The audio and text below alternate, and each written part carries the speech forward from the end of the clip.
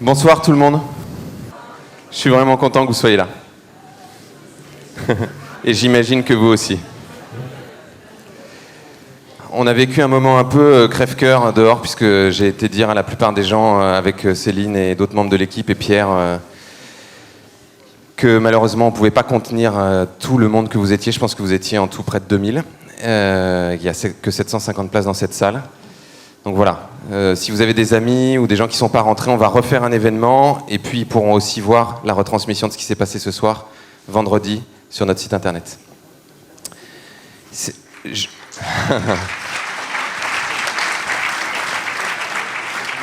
Juste un tout petit détail technique, est-ce qu'il y en a parmi vous qui ont des places à côté d'eux où il n'y a personne? Alors, tous ceux qui sont sur les escaliers, là je vois un bras là. Je vois un bras là, je vois un bras là. Si vous pouvez descendre pour vous asseoir, ce serait super. Parce que théoriquement, c'est un petit peu interdit par les pompiers d'être sur les marches. Ils sont gentils avec nous, heureusement. Mais voilà, si on peut. Il y a encore 2 places au premier rang, je vois. Non, il y a une place là. Pierre, en fait, il va être sur scène, finalement. Ouais. Il a laissé sa place à quelqu'un. Ok, il y a encore une place ici, peut-être? Ah, c'est Caroline. Alors non. Désolé. Oh, là, madame. Ici. Ok. Alors, Pierre va juste venir donc dire un petit mot de bienvenue à tout le monde. Ensuite, Ivan, qui est là, donc qui va nous accompagner pendant cette soirée sur toute la modération, va vous expliquer comment la conférence va se passer. Et ensuite, on va démarrer. En gros, on a jusqu'à 23h. On va essayer d'être dans le timing. Je sais que 23h, pas 23h, 3h assis, c'est un peu long. Et en même temps, je pense que ça va être passionnant, donc j'espère que vous allez passer une super bonne soirée. À nouveau, je vous remercie énormément d'être là. Vous ne pouvez pas savoir à quel point ça nous touche.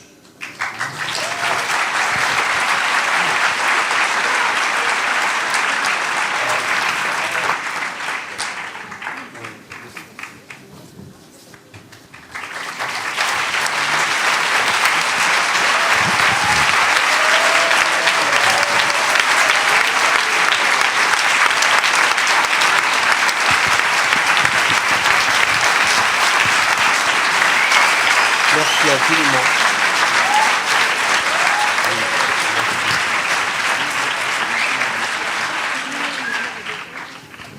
Eh ben, je ne peux pas vous décrire la joie que nous avons, que j'ai personnellement et que nous avons ensemble de vous voir aussi nombreux.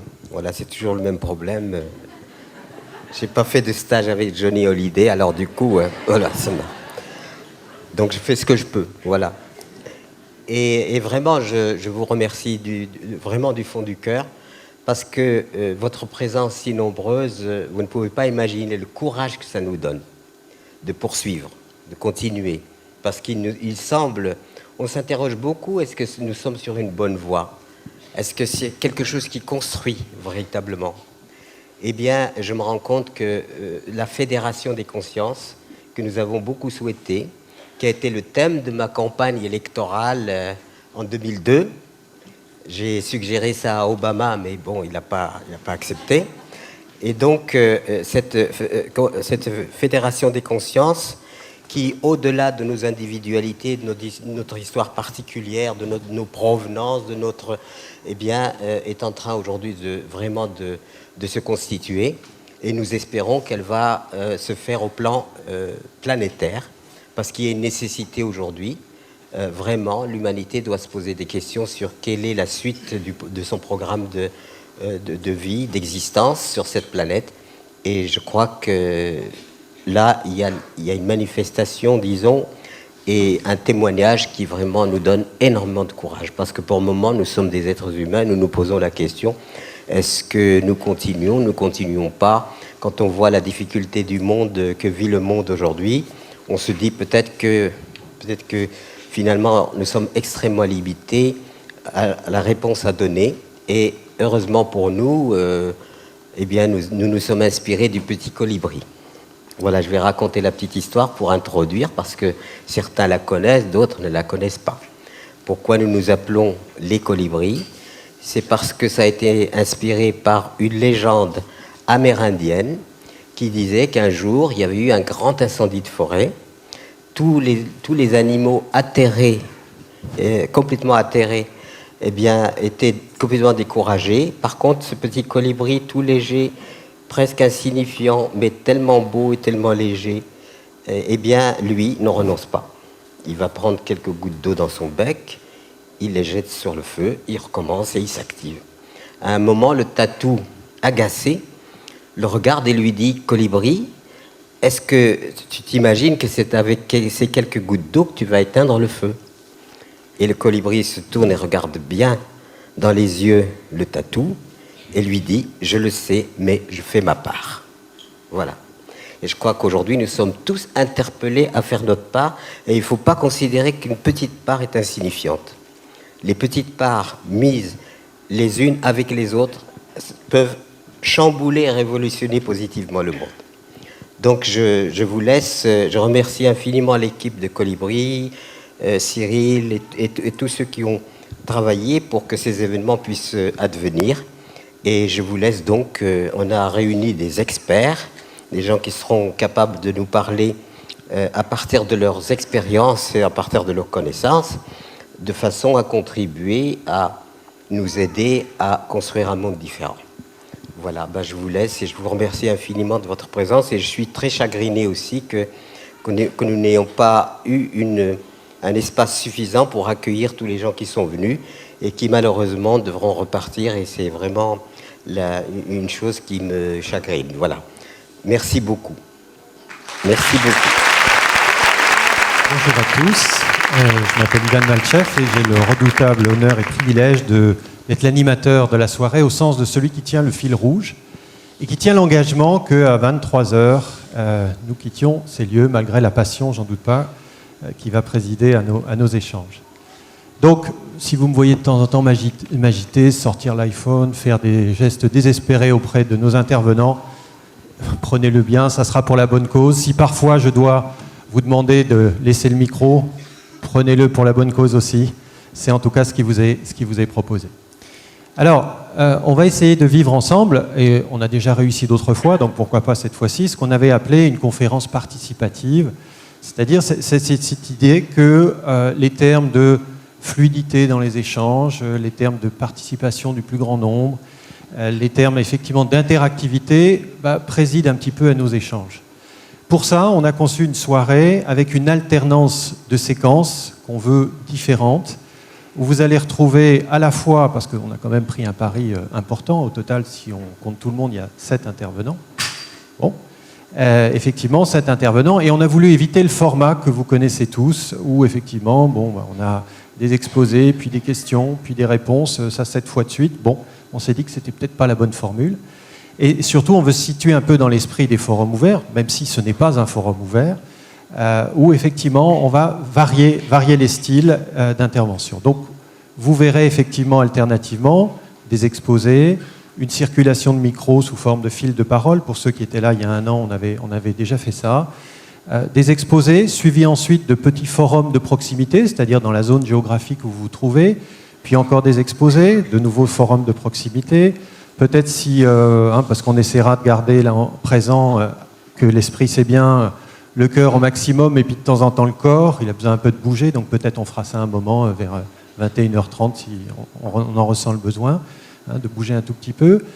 Et puis effectivement, après la cinquième intervention, que Cyril va présenter tout à l'heure, on a prévu un processus démocratique de représentation de cette assemblée. Et on vous expliquera ça tout à l'heure, je ne vous en dis pas plus pour l'instant. Donc de façon à changer les styles de dialogue et à favoriser l'interactivité. Voilà ce qui est prévu au programme. Bien entendu, toutes ces rencontres, il y a un programme, il y a une trame, il y a des intervenants, mais c'est aussi ce qu'on en fait à chaque fois. Donc c'est la façon dont on l'habite, la façon dont on est présent, la façon dont on est dans l'écoute les uns des autres, effectivement, qui fera la différence, au moins autant que ce qu'on se dira en termes de contenu. Voilà. En tout cas, c'est avec cette intention que je tiendrai le fil rouge. Et puis, on va commencer tout de suite. Comme ça se fait souvent, je vous propose en quelques minutes, vous vous présentez à vos voisins. Et puis, au fond, pourquoi êtes-vous là ce soir? Parce que, vous le savez, il y en a, je ne sais pas, 500, 600, 700, peut-être plus, qui auraient aimé être avec vous à ce moment-là, donc c'est un moment important. Pourquoi êtes-vous là ce soir? Et puis, qui êtes-vous? Je vous propose quelques minutes de présentation avec vos voisins directs.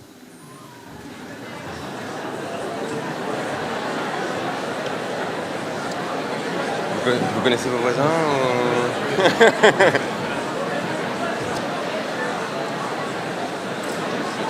Souvent, nous, on fait des fournisseurs, on ne fait pas des conférences comme ça, avec quelqu'un qui parle et qui écoute. Hein? D'accord. Bien. Je vous propose qu'on revienne ensemble.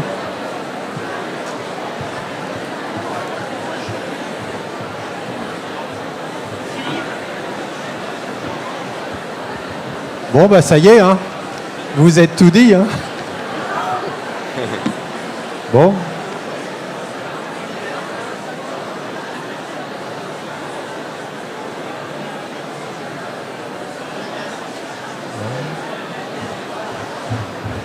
On y va? On se remet... on reforme une unité, même si c'est une belle unité sonore. Bon. Superbe. Super. Merci. Donc, après cette entrée en matière, effectivement, je vais repasser le micro à Cyril qui va brosser un tableau général un petit peu de d'où on vient et quelque part où on va. Cyril, c'est bien ça le sujet de ton intervention? Voilà, donc je te laisse prendre la suite. Merci beaucoup. Alors, en fait, je voudrais vous raconter à quoi va correspondre cette campagne, donc la révolution des colibris, et vous raconter d'où ça vient. Je vais faire un peu comme au début des séries, vous savez, quand on vous raconte ce qui s'est passé la semaine dernière. L'idée, c'est que, pour ceux qui ne connaissent pas Colibri, on est une organisation dont l'objectif est de participer à construire un nouveau projet de société. On considère, et Pierre le premier, que le monde dans lequel on vit est en train de s'effondrer et que les fondements même de notre société aujourd'hui ne correspondent plus à quelque chose qui permettrait aux êtres humains de s'épanouir sur cette planète et à la nature d'être respectée comme une part intégrante de nos écosystèmes dont on fait nous-mêmes partie. Donc, notre but, c'est d'essayer à notre modeste niveau, de petits colibris avec notre petite goutte, mais on commence à être plus nombreux, la preuve, de proposer de nouveaux modèles, de nous-mêmes participer à ce changement en changeant nous-mêmes à l'intérieur de nous. Et notre question récurrente, j'ai envie de dire, c'est comment faire pour faire plus, pour faire mieux, pour aller plus loin. L'année dernière, on a lancé une campagne qui s'appelait Tous candidats au moment des élections présidentielles, où l'interpellation qu'on souhaitait avoir, c'était de dire il ne suffit pas de voter à droite ou à gauche pour que la société change. Pour que la société change, chacun d'entre nous doit changer, et chacun d'entre nous doit se mettre en route pour, pas à pas, construire une société plus cohérente, à sa mesure, et puis petit à petit faire des taches d'huile. Cette campagne nous a amené à avoir environ 30 000 personnes qui sont déclarées candidats sur le site, à avoir plusieurs centaines de milliers de personnes qui ont été sensibilisées par la campagne, par Internet, les réseaux sociaux, etc. Et à peu près 4,5 millions de personnes qui ont entendu parler de la campagne par les médias. Il y a eu plus de 300 parutions médias un peu partout, que ce soit la télévision, Internet, la radio, la télé, etc. Parallèlement à ça, l'objectif pour nous était d'engager un processus démocratique assez original qui fasse remonter du terrain un certain nombre de propositions de la part des acteurs qui nous semblaient être les plus actifs dans cette transition de la société. Pourquoi faire ça? Parce qu'on avait vraiment le sentiment qu'aujourd'hui, ce que proposent les partis politiques, ce que proposent les candidats aux élections, ne correspondait pas ni aux aspirations du plus grand nombre, et ne correspondait pas aux enjeux, n'était pas à la mesure des enjeux que nous rencontrons aujourd'hui.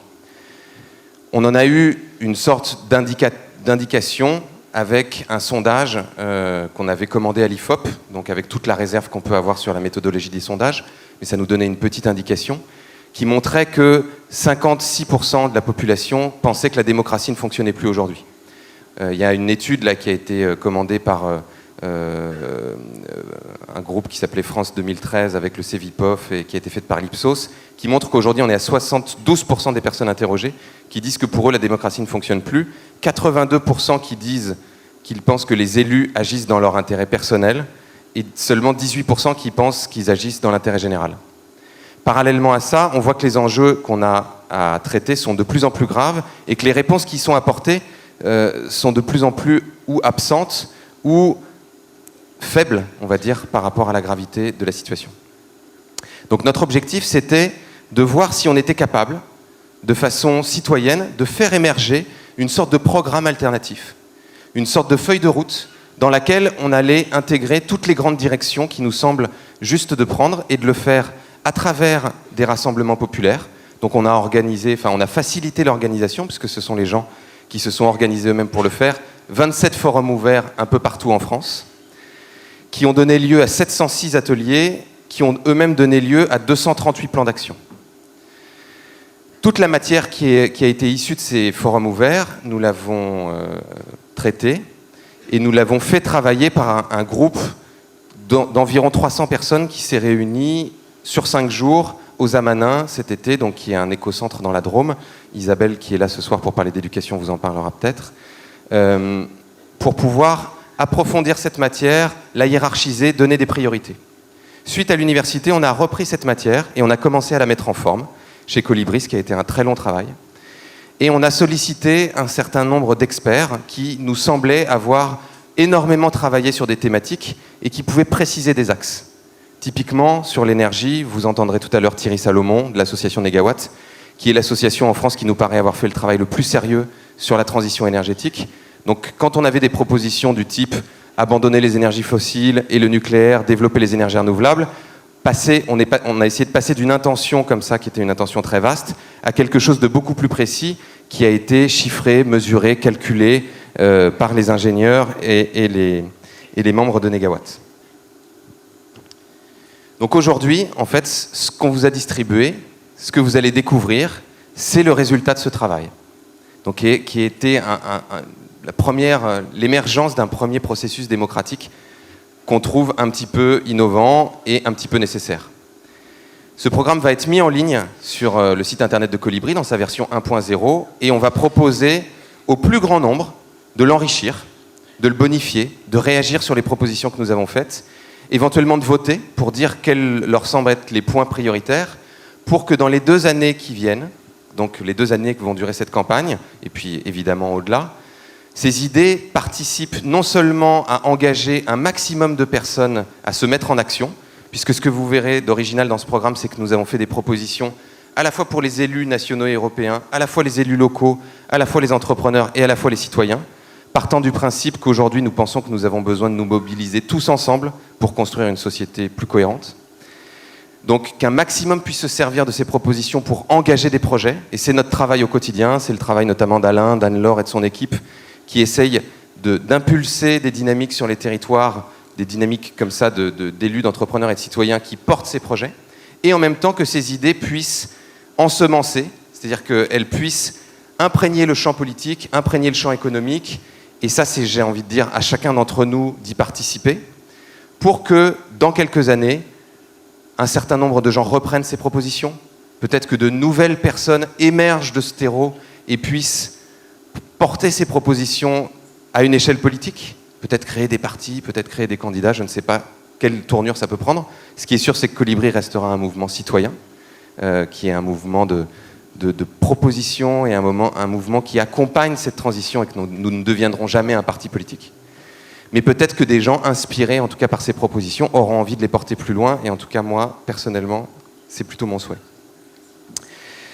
On va vous montrer une petite vidéo très courte qui vous raconte justement comment ce processus a eu lieu et ce qui s'est passé. Comme ça, vous pourrez mettre un certain nombre d'images sur ce que je viens de vous dire.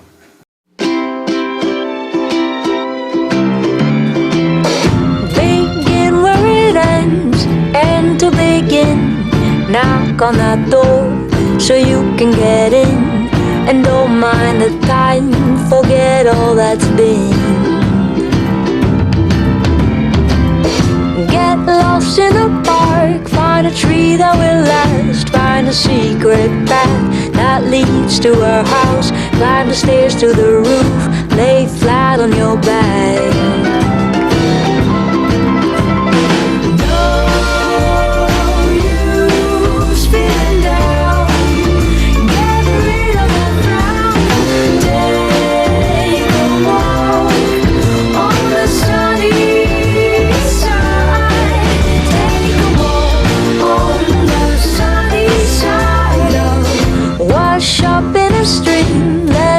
You away through forests and seas, wherever it may.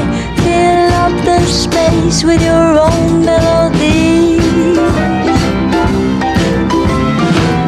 And every once in a while, when you miss the breeze, just look at the scars marking your knees and know that again, now is where it's at.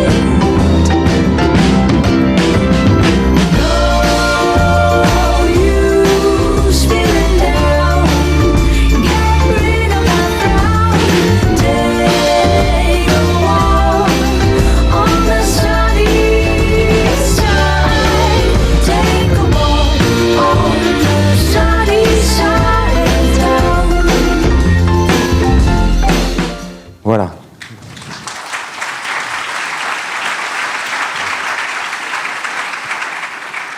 Alors, aujourd'hui, l'idée donc est de passer à cette nouvelle étape. Je vous ai parlé du plan. La campagne va aussi consister en 5 temps thématiques. On va commencer par l'économie, puis l'agriculture à partir du mois d'avril, puis l'éducation à la rentrée, puis la démocratie pendant les élections municipales, puis l'énergie. Sachant que pendant tout ce temps, on va évidemment parler de tous les sujets, mais qu'on va avoir des temps où on va mettre l'accent et le projecteur sur un certain nombre de thématiques. Et à chaque fois, on va à la fois produire des outils pédagogiques, à la fois avoir des mobilisations citoyennes sur le modèle de ce qu'on a fait l'année dernière, donc le 31 mars, quand on a affiché ces 5000 portraits dans 42 villes de France. Donc vous pouvez déjà noter les dates du 30 mars, où on va se mobiliser sur la question de l'économie, et particulièrement de l'économie locale, enfin de la localisation de l'économie, avec un truc qu'on a appelé la rando des acteurs locaux, et donc vous pourrez voir sur le site en quoi ça consistera. Et le 4 mai, une grande mobilisation en partenariat avec les Incroyables Comestibles, qui est un mouvement que vous connaissez peut-être, où on va proposer à un maximum de personnes dans toutes les villes de France de se mobiliser pour aller planter des fruits, des légumes, des graines, partout où ils habitent, dans des bacs, dans les espaces publics, etc., etc. De telle façon à ce qu'ils puissent sensibiliser leurs habitants, enfin les personnes en tout cas qui sont autour d'eux, sur la nécessité de relocaliser une partie de la production alimentaire, de participer à produire sa nourriture, d'aller vers une agriculture respectueuse, de libérer les semences, etc., etc. L'intention de ce soir, c'est de vous donner des éléments sur ces 5 thématiques. Donc on a demandé à des experts, donc à des personnes en tout cas qui nous paraissent avoir une analyse et qui ont fait des recherches particulièrement pertinentes sur les 5 sujets que je viens d'évoquer, de venir nous dire en 15 minutes, en gros, quelle est pour eux la trajectoire que nous pourrions adopter dans cette thématique-là. Ces experts ne sont pas mariés avec Colibri, donc ils ne revendiquent pas forcément le plan des Colibris dans son ensemble. Ils y ont contribué, mais en revanche, je ne veux pas leur mettre sur le dos. On n'est pas un parti politique, donc c'est pas la ligne du parti. Et de la même façon, Colibri n'est pas marié avec eux, donc ce qu'ils font en dehors des heures de conférence ne nous regarde pas et nous n'en sommes pas forcément responsables. On va commencer donc par Raphaël Souchier. Pierre, en fait, rencontre pour la première fois 3 des intervenants qui sont là ce soir. Raphaël Souchier, Étienne Chouard et Jacques Capla, qui n'a jamais rencontré, donc ça va être la surprise. Donc on va commencer par Raphaël Souchier, qui va nous parler de la localisation de l'économie et de la façon dont, pour lui, l'économie pourrait se transformer de façon radicale en réenchassant sur des territoires ce qui devrait être l'économie classique, c'est-à-dire ce qui nous concerne tous dans l'échange de nos biens et de nos richesses. Voilà, je vous souhaite une bonne soirée et je vous dis à tout à l'heure. Je vais appeler donc tous les intervenants à nous rejoindre. Donc Raphaël, Isabelle, qui va nous parler d'éducation, Isabelle Peloux, Thierry Salomon, Jacques Capla et Étienne Chouard. J'ai été un peu vite parce que je ne les ai pas présentés, donc je vais les présenter maintenant. Donc Raphaël, donc, on nous a fait beaucoup de remarques sur le fait qu'il y avait peu de femmes sur ce plateau. Vous l'aurez remarqué. Et donc, nous avons été contraints de répondre que d'une part, nous n'avons pas cherché à mettre des hommes ou des femmes, mais à chercher la meilleure personne pour parler du sujet. Première des choses. Je suis désolé, mais en l'occurrence, c'est vrai. Et je ne dis pas qu'il n'y a pas de femmes qui étaient pertinentes pour parler de ces sujets. Je dis que dans notre entourage, la meilleure personne que nous avons trouvée au moment où était la plupart du temps des hommes. Deuxièmement, que ce qu'on dit souvent, c'est qu'on a besoin de rééquilibrer le masculin et le féminin dans notre société. Et j'espère que nous, hommes, avons aussi la capacité de développer un peu de féminin en nous, ce qui ne nous ferait pas de mal et ce qui ne ferait pas de mal à notre société en général. Et je pense que nous avons des hommes qui ont vraiment du féminin dans leur gène et dans leur sensibilité ce soir. Et dans leur cœur, oui. Bon, alors, je vous présente juste tout le monde. Donc Raphaël, pendant 25 ans, a créé et animé des réseaux sur le thème du développement soutenable local, à la fois des réseaux de villes, à la fois des réseaux de régions et à la fois des réseaux d'universités. Jacques, il est en train d'écrire un livre qui va paraître dans l'année, qui s'appelle « L'après Wall Street sera local », qui va parler notamment beaucoup de l'expérience qu'il va partager ce soir.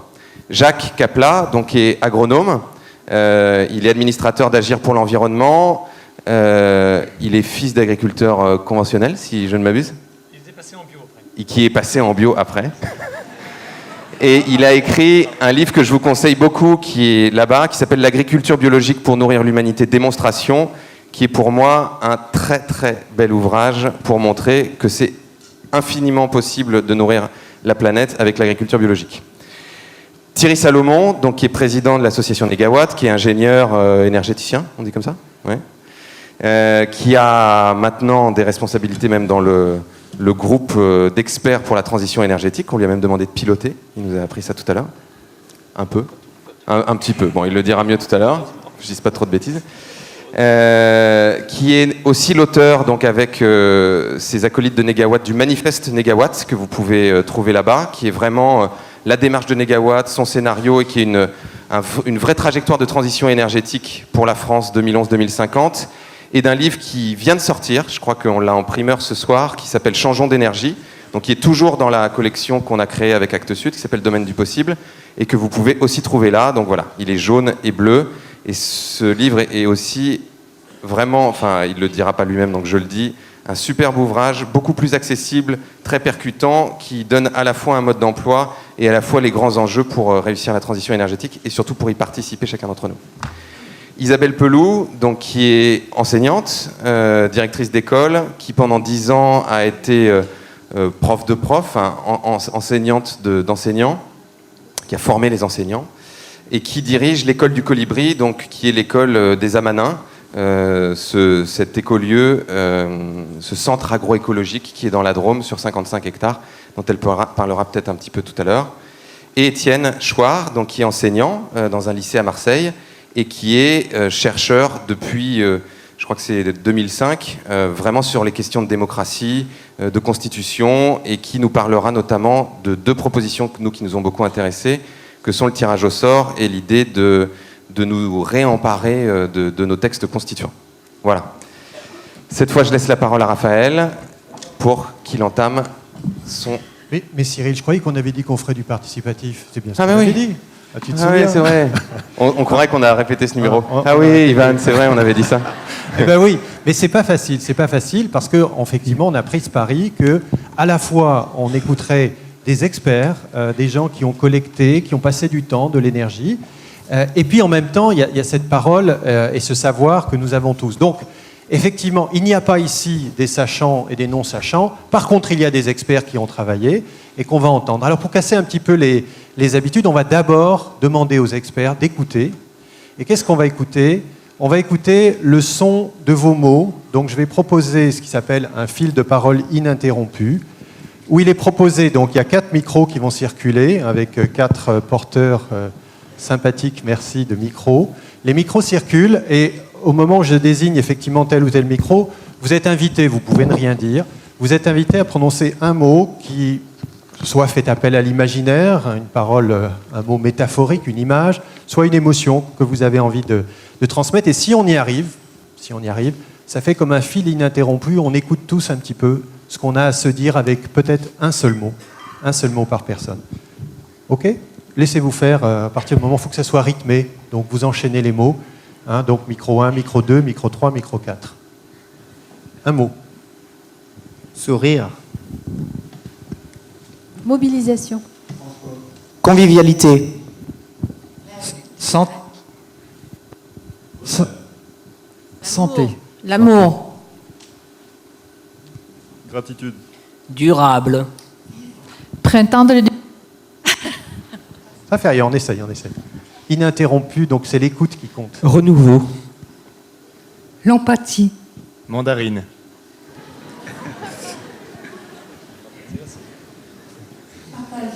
Soutenable. Soutenable. Bienveillance. Ensemble. Bienveillance. Bienveillance. La joie. La joie. Transmettre. Permaculture. Par là. Enfin. Enfin. Métamorphose. Curiosité. Marrant. Enthousiasme. Arbre. Désir. Simplicité. Responsabilité. Poésie. Poésie. Rêver. On peut même le faire juste comme ça, en écoutant le rythme. Éducation. Armée de la paix. Être. Éveil. Spontanéité. Entreprendre. Espace. Espoir. Partage. Efficacité. Bleu. Oreille. Horizon. Soutien.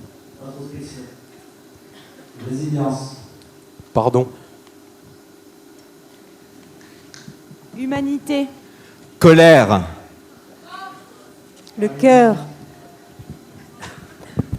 Avancer. Solidarité. Stop. Énergie. Richesse.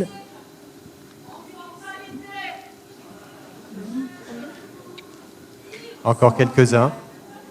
Humanoracisme. Marcher. Charançon. Confiance. Possible. Égalité. Amour. Écoute. Transmission. Humus. Avenir. Merci. Merci, encore un ou deux. Vivant. Quelques-uns. Arbre. On peut s'applaudir. Merci à tous. Vulnérabilité. On aurait envie de continuer. Ok.